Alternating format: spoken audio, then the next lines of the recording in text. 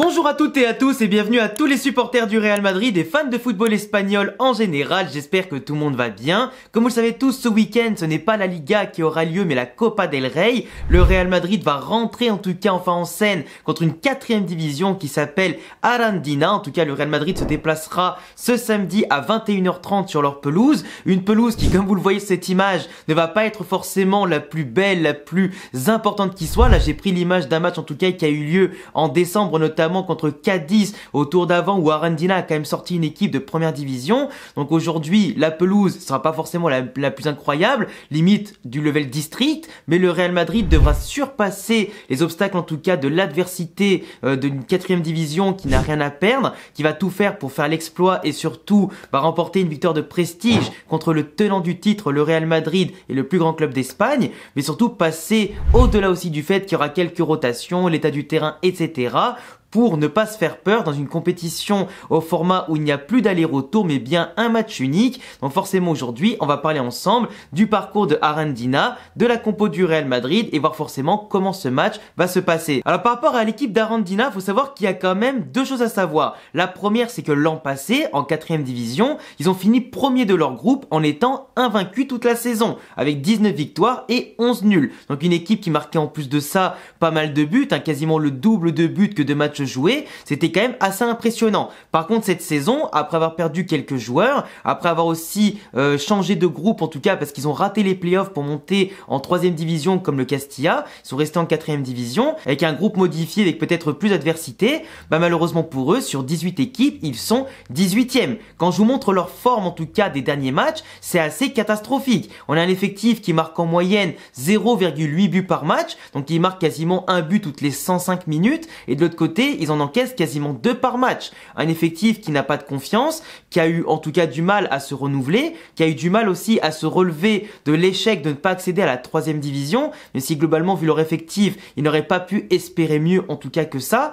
Mais aujourd'hui, tu as quand même une équipe d'Arandina qui n'est pas flamboyante, qui n'est pas ultra impactante, qui a quand même battu le Real Murcie au premier tour et de l'autre côté Cadiz au 2e tour. Donc c'est quand même un effectif qui, malgré leurs déboires en championnat et malgré le fait qu'ils sont plus proches d'une relégation en 5e division qu'autre chose, parce que je crois que dans toute leur histoire en général, ils n'ont connu qu'une seule fois la 3e division en 2010 ou un truc comme ça. Mais sinon tout le temps, ils ont vagabondé entre la 5e et la 4e division. C'est pas un très grand club, ils ont pas de budget, il est vraiment level district niveau en France, mais globalement, Arandina aujourd'hui, malgré un effectif qui a fait déjà 2 beaux matchs, je les vois quand même mal battre le Real Madrid, même si sur 90 minutes, tout peut arriver bien entendu. Il suffit qu'un joueur du Real Madrid prenne un carton rouge, qu'il y ait une boulette, qu'il y ait des pénaltys, des buts sur coup de pied arrêtés, etc.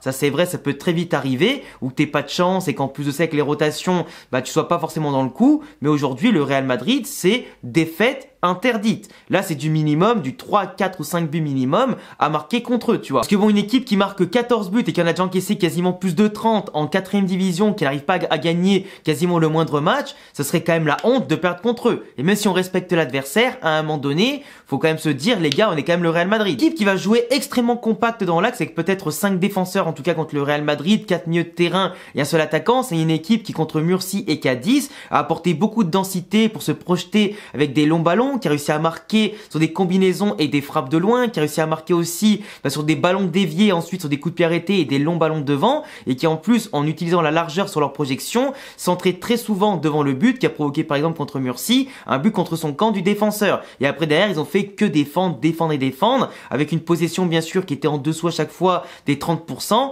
mais des blocs qui ont en tout cas servi à tenir le coup, après qu'ils avaient ouvert le score, ou même carrément, quand ils avaient ouvert le score contre Cadiz et qu'ils ont subi l'égalisation de derrière avec un peu de malchance, sur des petits rebonds et après l'attaquant était bien sûr plus rapide et plus adroit que leur défense qui a eu un manque de réactivité, mais ils ont su après derrière quand même avoir le caractère de remonter encore pour un 2e but contre Cadiz. Donc globalement une équipe qui a certes de l'énergie, qui comme je vous le dis, n'a rien à perdre en fait. D'ailleurs ça m'a fait rire parce qu'ils ont fait chacun leur liste du coup que je vous montre pour avoir pourquoi pas la chance d'avoir un maillot du joueur du Real Madrid de leur choix. La plupart ont choisi Modric, ont choisi Kroos, ont choisi Bellingham, qui sont pour Kroos et Modric normalement dans leur dernière dernière saison au Real Madrid, donc forcément leur maillot sera quand même un des plus rares à collectionner maintenant jusqu'à la fin de saison pour n'importe quelle équipe et n'importe quel joueur. On a aussi Vinicius et Rodrigo qui ont été réclamés pour leur maillot. Et il y a que le gardien, en tout cas de Arendina, qui a demandé le maillot de Kepa. Il y en a aussi un qui a demandé le maillot de Nacho, etc.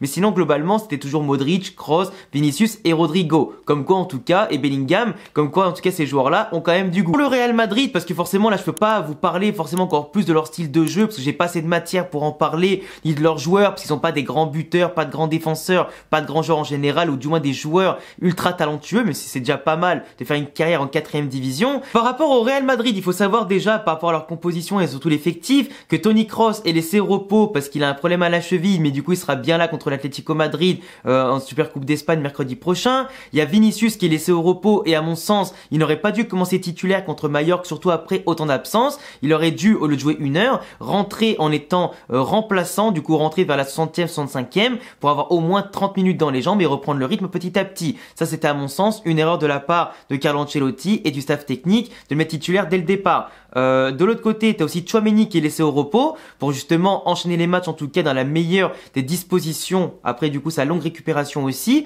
Donc en tout cas c'est bien qu'il ne force pas pour Tchouaméni qui a quand même dépanné en défense centrale, qui sera amené à le refaire dans les prochaines semaines. Même si en Supercoupe d'Espagne, je pense que ce sera Nacho et Rudiger titulaires en défense centrale. De l'autre côté, t'as aussi, comment il s'appelle, du coup Vinicius qui est laissé au repos, Mendy, Tchouaméni, Kroos. Mendy reviendra pour la Supercoupe d'Espagne. T'as Camavinga qui revient et qui sera titulaire normalement demain soir. Du coup, pour la composition, normalement, on aura Kepa au cage, comme c'est annoncé par Ancelotti, Carvajal ou Lucas Vazquez à droite, Fran Garcia arrière gauche, qui a besoin de prendre de la confiance et d'enchaîner les minutes en tout cas pour retrouver un niveau qu'il avait pourquoi pas au Rayo Vallecano. Défense centrale, normalement, ce sera pas Rudiger qui sera laissé au repos, mais bien Nacho qui sera de retour après sa suspension en Liga notamment, qui sera accompagné, si tout va bien, de Carrillo, un des défenseurs centrales du Castilla, qui a un très grand talent. Je vous en ai déjà parlé en tout cas il y a quelques temps de ces jeunes pépites là, qui à mon sens a tout ce qu'il faut pour pourquoi pas faire un jour sa place dans la rotation du Real Madrid, et il peut le prouver en jouant contre une équipe qui normalement est inférieure à la division auquel il est habitué avec le Castilla qui joue en 3ème division. Donc normalement s'il joue, il devrait être intéressant, à lui de se montrer et de prouver qu'Ancelotti peut lui faire confiance. Parce qu'Ancelotti a parlé pourquoi pas de mettre Carvajal défense centrale et Vasquez à droite, mais honnêtement c'est un jeune du Castilla qui est spécialiste au poste, autant le mettre lui, ça peut être sympa. Et en plus ça fait tourner. Au milieu de terrain, du coup Camavinga sera sûrement titulaire du coup en 6 pour revenir, avec sûrement devant lui Dani Ceballos qui joue pas forcément énormément. Il y aura sûrement aussi Modric, il y aura sûrement Brahim Diaz aussi évidemment. Bellingham, pas sûr qu'il commence titulaire parce que franchement avant la Supercoupe d'Espagne, l'utiliser maintenant ça serait un petit peu con, autant le faire rentrer à la limite vers la fin du match. Mais quant à Brahim Diaz qui a pas joué titulaire au dernier match, qui a été intéressant contre Mallorca avec sa rentrée en jeu, bah forcément vaut mieux faire tourner. Et devant je pense qu'il y aura Rodrigo et Rossellou qui peuvent aussi du coup continuer d'engranger de la confiance. Rossellou pareil qui est rentré en jeu, qui avait fait une bonne entrée l'autre jour, qui peut être pas mal. Mais par contre c'est vrai que j'en ai pas parlé parce que honnêtement je vous le dis, je suis tellement habitué à ne pas en parler et tellement frustré aussi que Arda Güler, je sais pas s'il sera titulaire ou pas ce week-end. Moi franchement je vous le dis, si jamais Arda Güler est titulaire, c'est une très bonne chose. Et dans ce cas, Brahim et Rossellou seront titulaires devant à la place de Rodrigo qui lui sera laissé au repos. Mais du coup, du moins sera remplaçant. Mais j'espère que Arda Güler sera titulaire parce que s'il n'est pas titulaire en étant à 100% de ses possibilités, en n'ayant pas encore joué de la saison, en ayant en face une équipe de 4ème division, peu importe la qualité du terrain, de l'adversaire ou quoi, à un moment donné, ça me saoulerait, tu vois. Donc pour moi, j'espère Arda Güler titulaire avec Brahim Diaz et Rossellou devant qui ont besoin de temps de jeu et de confiance, et laisser Rodrigo au repos avant la Supercoupe d'Espagne.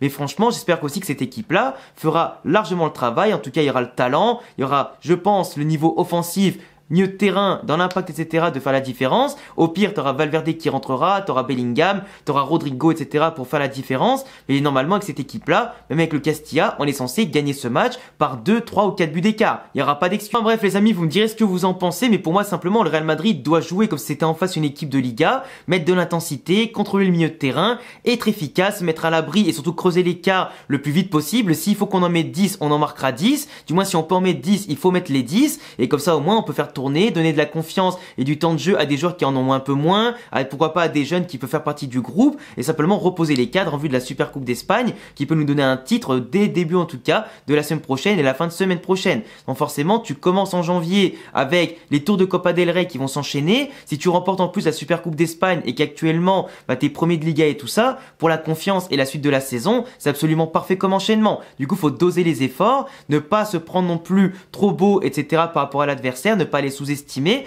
mais il faut quand même faire les devoirs quand tu t'appelles le Real Madrid. Enfin bref les amis, dites-moi en commentaire ce que vous pensez de ce match-là. Est-ce que Arda Güler sera titulaire ou pas ce week-end? Et puis je vous laisserai vous abonner, cocher la cloche, mettre un petit pouce bleu, me follow avec tous mes réseaux aussi en description, TikTok, Instagram, Twitch, etc. N'hésitez pas. Et puis à bientôt les frérots pour d'autres vidéos. À demain pour le débrief. Ciao!